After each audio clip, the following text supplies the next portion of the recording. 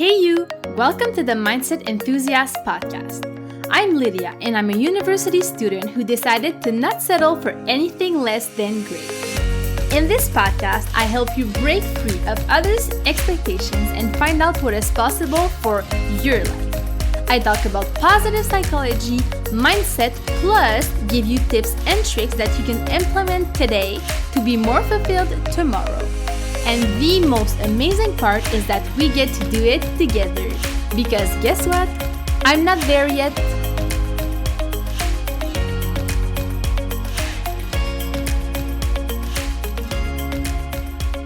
Hello, welcome back to the Mindset Enthusiast podcast. So today's episode is going to be an interview, and oh my god, I'm so excited for you to listen to it because we talked about positive psychology, what it means to have a positive mindset, and how far you can go before it becomes toxic because you're not actually feeling your real emotions. And I had Dr. Sasha Heinz on the show. She is a developmental psychologist and a life coach, and she is an expert in positive psychology, lasting behavior change, and the science of getting unstuck. Dr. Heinz started her training with a bachelor's degree from Harvard and then went on to doing her master's in applied positive psychology at the University of Pennsylvania and her PhD in developmental psychology at Columbia University. So not only is that super impressive because it's 3 Ivy League, but also Dr. Heinz has this incredible way of explaining concepts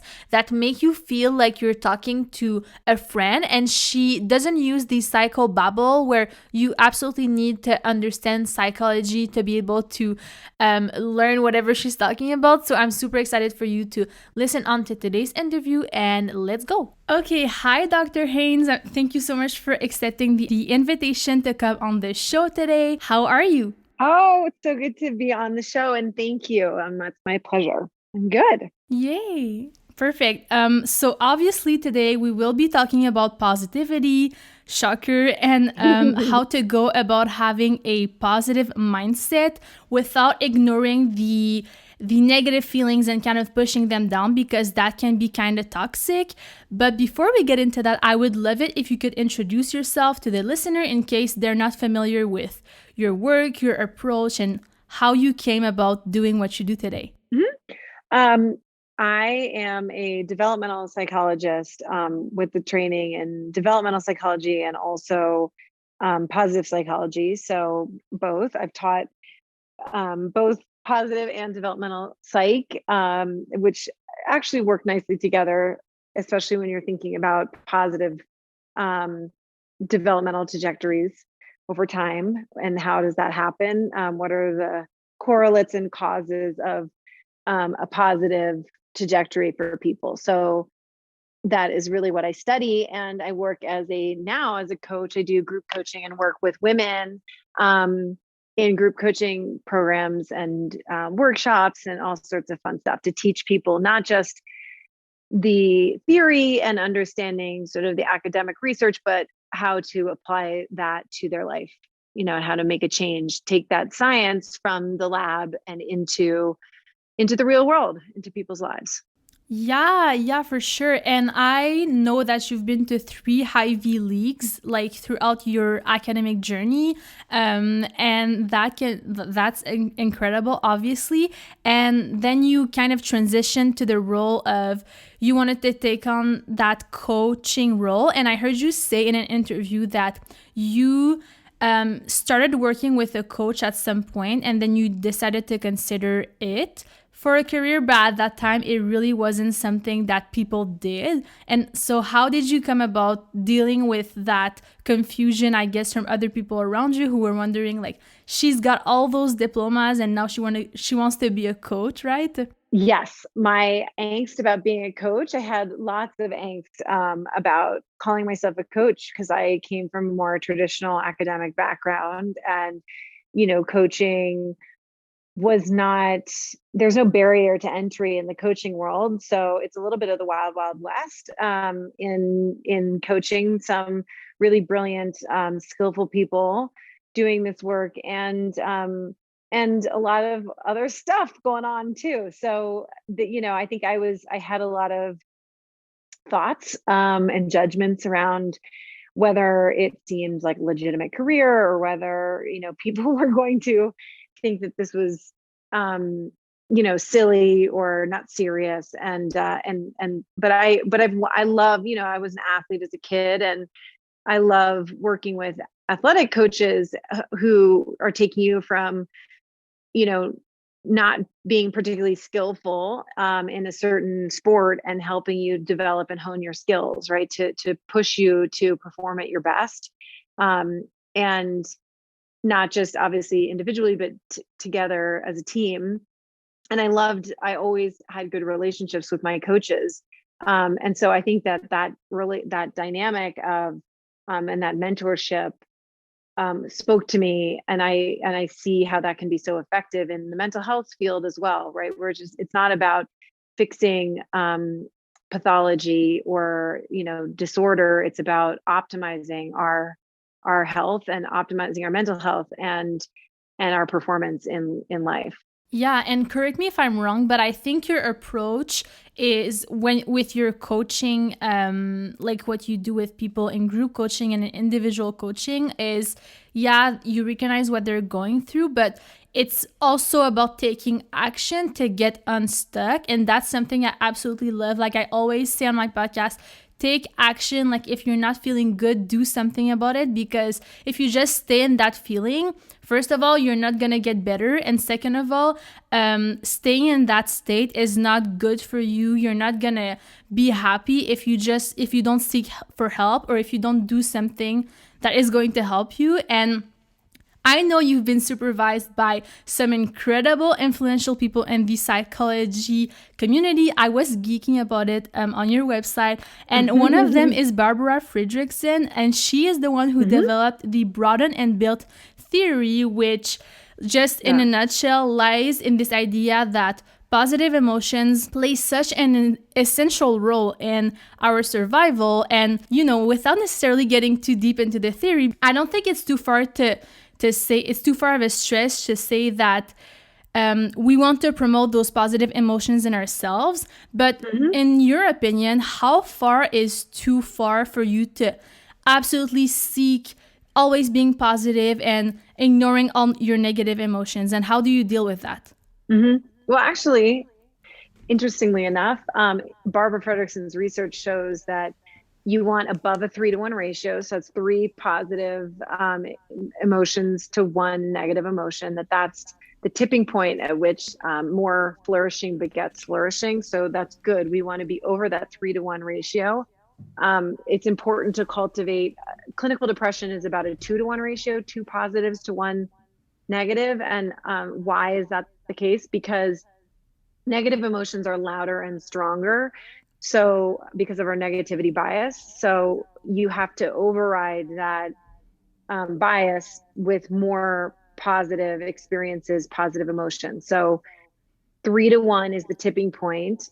As we get 3-to-1, 4-to-1, 5-to-1, 6-to-1, the more positive emotions to negative emotions that we're experiencing is better. However, there is a point at which it totally breaks down. So at 11-to-1, 11 positive emotions to 1 negative emotion, the benefits of positivity break down. It actually starts to backfire, or it kind of devolves. So which is really interesting that there's actually too much positivity.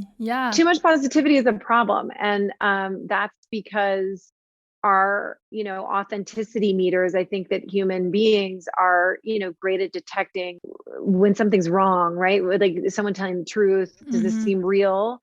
Something seems fake. So I think that there's something about our internal kind of authenticity detector that makes us think something's off here. So the reason why we want to continue, the negative emotion or difficult feelings are important, is that they're corrective, right? So if you think about her beautiful analogy is the sailboat, you want to have a keel. You got to have a keel that's plunging into the water that keeps the boat actually upright. Otherwise, a sailboat, you have the billowing sails would just flop the boat over, right? It wouldn't be able to Mm-hmm. actually stay in the water. You need to have that long keel that goes into the water to keep the boat on course. So we need to be able to experience difficult feelings. It's important that we have stress. It's important that we feel, you know, frustration. We can't learn without feeling frustrated. Feeling frustrated is part of the process of our brain rewiring, and brain plasticity. So it is very normal, and not just normal, but an essential part of the process to feel those experience frustration, disappointment, sadness. Can you imagine a world where we don't feel sad about losing people we love, or something, um, someone that we love suffering? Like it's unthinkable. It So almost feels unnatural and like it is ungenuine of unnatural. you. Absolutely. Yeah. So, the idea that we want to annihilate all our negative emotion is inaccurate and dangerous. It's not at all what we're striving for. And in fact, the more, I think, the research, one of the things that positive psychology has done Mm-hmm. for, understanding human flourishing, is that it's not about just happiness, that the model of well-being is a full-bodied experience. It's about meaning and purpose and living in alignment, becoming more, moving towards your most valued self. The your future self is the you who is in alignment with his or her values, um, which requires, sacrifice, and it requires saying no, and it means, giving up, saying no to different opportunities and saying yes to other ones. So that's not all easy. It's about overcoming obstacles and challenges, and that's all hard. Um, but it's all a part of a meaningful life. Living the good life is not just about feeling happy. It's about, um, living in alignment with one's values, or living, in accordance with excellence in some way. Yeah, and I love that I hadn't read that research about the ratio because it puts it so much more into perspective. And so when you come to a ratio of 11 to 1, is that when you start to kind of trick your mind into thinking that some of your negative emotions are actually positive, or when you don't feel those emotions? Is that what this ratio is about? It's just saying that, we need that negative emotions or difficult emotions are a very natural part of the human experience, that they're corrective, that we need them to stay on track. We need to feel remorse. We need to feel regret. We need to Mm-hmm. feel guilt. We need to feel, and I'm not talking about like raking yourself over the coals, but you need to feel that sense of like, ooh, I missed the mark. I didn't get that right. Or, oh gosh, I said something that hurt somebody's Yeah. feelings. How can I repair that and rectify that? If you don't feel those pangs of, ooh, I missed the mark here, I need to rectify this, um, we can't grow and evolve, right? And if you can imagine someone who doesn't feel any of those feelings, we're now in the realm of, deep pathology. Mm-hmm. And from a psychological perspective, how would someone go about having a positive mindset where you're looking for the good, you are starting your day with like positivity, you're trying to see the good in your day? For me, I always try to think about what I look forward to in my day so that Mhm.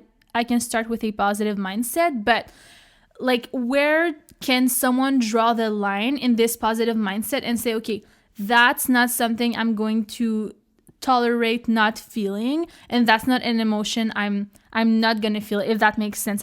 Yeah, I mean, I think I definitely understand what you're saying. I think the way that I try to think about it is, instead of trying to develop a positive mindset, really thinking about it in terms of developing an effective mindset. So you're not, you don't feel that constraint, like I must be happy all the time. No, it's not unnatural. Happiness is not the natural human, experience, our emotions, Yeah. like the weather, change all the time. So when we try to hold on to, quote, a happy state, we are also going to suffer too. So I think that an effective mindset is, what is the result that I'm trying to create? What is the end, what's the end outcome I'm trying to make happen here? And what's the thought that's going to help me move forward toward that end outcome or that end result? Sometimes that's not necessarily a very cheerful thought. It could be, I'm willing to feel frustrated. I'm willing, it may be some, like, really an acceptance of, like, this is going to be hard. I'm willing to do hard things. I'm willing to work, stay longer, study harder, um, practice this, get this right. I'm willing to feel frustrated. It's not about, like, I'm amazing, I'm the best, those sort of positive affirmations. Yeah. It's really about thinking about, really, in terms of a growth mindset. Like, okay, so for example, like, if you don't do well on you're in an undergrad, but if you don't do well on an exam, right, instead Mhm. of doing kind of the delusional, like, oh, who cares, because I'm amazing, and I'm brilliant, and you just want to tell yourself all these positive affirmations, it's far more effective to say, like, oh wow, I didn't do well on that. I didn't study effectively. I missed something here. And then, we can start with reality, Mhm. which is like, okay, I didn't do very well. Then effective thinking would be, what do I need to think? How can I strategize, to do better? And that might mean getting Yeah. honest with oneself, instead of, I'm not saying no shaming yourself, but saying, like, okay, you know what? I kind of blew it off, or, like, I didn't read, I didn't study this one particular thing, or next time I'm going to focus on that, or, oh, I'm really struggling with this aspect of it, so I'm going to seek out, go to the professor's office hours, and right. So the thinking process is like, okay, I didn't do well. What can I do to get smarter on this? What can I do to do better? You're right. It's possible for me to do, um, to study maybe more efficiently, or whatever it is. And to, you know, our mental health is a commitment to reality. It's not, delusion. It's not to be delusional. It's to commit to reality without, the self-criticism and the shame that holds us back. Yeah, and I think that's one of the main criticisms of self-help or the self-help world is, first of all, a lot of people are just reading those books and listening to those podcasts but not applying it. And the other one is it seems to be woo-hoo-wee and like life is always beautiful, but that's not the reality. So that's where there's a gap often between what you're experiencing and what you think mental health and self-help and psychology is. But you were talking about studying, and I know you probably studied quite a lot, and you always Yeah. say education is good, application is better, and transformation is best. I think that's one of your Hmm. favorite sayings. And I heard you say in multiple interviews and that you grew up wanting to go to Harvard. That was like your dream because your parents Hmm. met there, and also because you visited the campus at 12 years old and you decided from there on, I'm gonna go to Harvard. You entered, which is super cool, but then you didn't really know what, like you felt a little bit lost once you were there because Hmm. you didn't know anything more that you wanted to do. And I know you decided to become a coach. And so when someone decides to come and see you, first of all, what could they expect about working with you, and how is it going to be different than therapy? Because a lot of people try therapy and it just doesn't work for them, either because the therapist is not for them or because they aren't ready to do that yet. So can you give the listeners who maybe want to work with you an idea of what they could expect? Yeah. I mean, I am I think therapy is a very skilled therapist, and there are specific modalities that I particularly like, and I think are very, effective and work well. to help people push through areas where they're stuck or not able to move forward. But and so I think therapy is incredibly useful. I like the reason that I practice as a coach is that what I loved about being working with a coach as an athlete is you have someone who's not just helping you develop better skills, but is actually forcing you to go out and practice them. So Yeah. you can sit in a classroom and learn how to hit a tennis ball.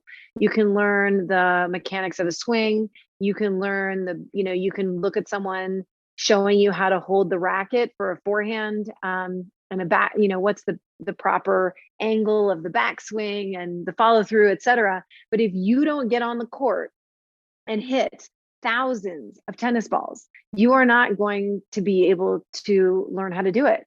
You have to translate that learning into the real world. And one of the things that I love as a coach, what I do as a coach is that I help people not just learn these concepts, but actually apply it in their lives, to go out into the world and actually do something different, not just learn passively learning something, but actively then practicing it with, deliberately practicing it in their own life, which is how we change. That's how we actively engage in our own change. Okay, so you come up with an action plan and you ask them to do it. And when you meet again, you discuss how it went and kind of maybe reframe certain things or modify other things so that it can go better the other time around. Yeah, it's like giving them tools to be able to practice, actionable tools that they can use in their own life, and helping them develop the practice of using them.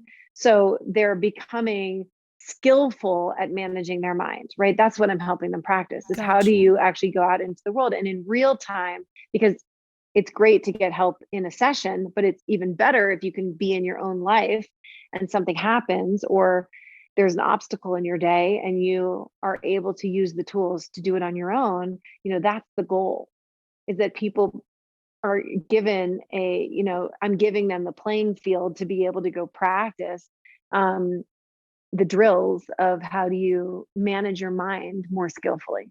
Yeah, that makes a lot of sense actually. And like I said, I'm all about actually taking action because that's when you're gonna see those results. Absolutely. Last question. What's your number one tip to develop or to work on that mindset for someone who doesn't have access to a therapist, or for someone who doesn't want to talk about necessarily on their own, and develop that positive mindset and work on how they see their outlook on life and how they see situations? I think that the most important thing is taking you want to make your inner world more objective. You want to become, because you are the observer of your thoughts. Your thoughts, there is a you who observes the thinking, right?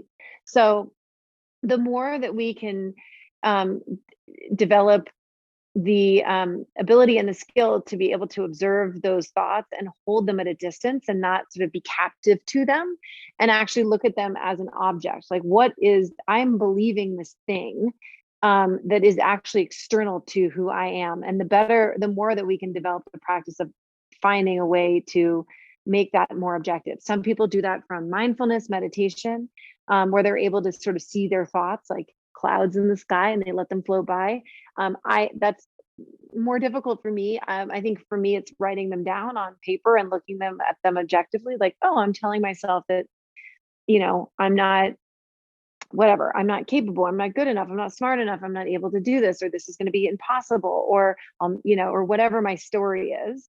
And looking at it objectively as a narrative on paper, right? And developing that, just the distance from the narrative in my own mind. And the more that we get better at that skill, the more possibilities open up to us in life, because then we get to actually, our thoughts are very malleable, and we get to have a lot more control over them and more autonomy to decide, like, do I really want to believe that? What if I believed that it was possible? Right? Who would I be if I actually believed it was possible for me to change? What if I believed that this trait the thing that I think I can't change, this thing, it's like, well, it's just who I am. Who would I be if I actually knew, if I really believed that it was totally possible for me to do something about it? Would I put in more effort? Would I be more creative about how to solve this problem? For me, the answer invariably is always yes. Yes, it's going to help when you decide to see the difference between what you think and what is actually going on. That makes a lot of sense. And I have even seen this also in my life. Like whenever I tell myself that this is possible for me, then I work harder to go after it because I know that it's going to be possible for me to achieve that. So that makes a lot of sense. And we talked a lot about psychology and just like positive psychology in general and what you do, your practice. So what's coming up for you in the next year, in the next years, and what are you excited about? I want you to fill us in on those things. Wow, I'm excited about lots of things. I am doing some smaller programs and workshops to teach a variety of different topics, from goal setting to habit formation to, who knows what's coming down the pike, but to really dig into a specific topic for my clients and for people that are interested in learning the science. It's always everything's always from a science-based perspective. And then I'm still doing Mind Your Mind, which is my longer and more intense group coaching program. But we'll also be offering some other shorter term group coaching experiences as well. So really wanting to help people learn the tools and the skills that they need to be more effective with managing this, this very wily thing we have on our shoulders, our brain. It's just, it is being, when nobody teaches you how to think effectively. And I think it's one of the most important things that we do is directing our mind in a more useful manner. And so that's really what I'm always trying to help people do is, how do you take this very powerful, engine that you have, and direct it in a way that makes your life bigger and more adventurous and more fun and grow in the way that you want to grow. So, that's always what I'm trying to help people do. Yeah, and I'm sure you're changing a lot of people's lives because anyone who works on their mindset will tell you it changes your life, it changes your results, it changes your daily emotions, your happiness. But my last question was actually, I want you to give your social media, and obviously we'll put it in the show notes, but just so the person knows how to reach out to you or how to check out your stuff, where can the people find you? Yeah, so I am on Instagram at DrSashaHeinz. So Dr. Sasha Heinz on Instagram, where, I'm be adding videos with tips, tricks, hacks, things that, teaching stuff about positive psychology and developmental psych and a variety of psych related topics. And also on my website, which is exactly the same. So it's www.DrSashaHeinz.com. So drsashaheinz.com. And those are the two places where you can find me online. Amazing. Thank you so much for taking the time to come on the show today. Oh, thanks, Lydia. I appreciate it. Thank you so much for tuning in. I'm excited to continue that self-development journey with you. If you loved this episode, make sure to share it with a friend or post it on social media and then tag me so I can personally say thank you for helping me spread the message. I love you very much, and I am going to see you in the next episode.